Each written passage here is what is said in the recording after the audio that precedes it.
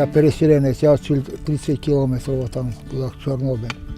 Ви з Чорнобиля? Я від Чорнобиля приїхав сюди, купив тут хату, а тут вже усі знов пов'їжджали, я залишився один. Або ж нема за що купляти. Олені ходять туди, разно, якого хочу, звіру є. А в ліс бойся йти туди в корчі, бо вовки ще з'їдять. Стільки вовків, ніхто не збиває, в общем, тайга.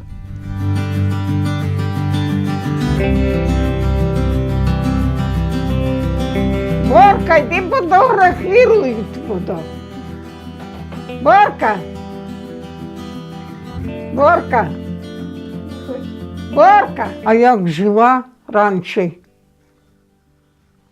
А як жила 4 дітей вигодувала? А сьогодні сама в хаті з котами. Воно коти держать.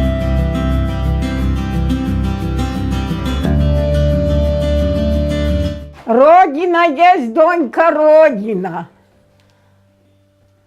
Родина є родина.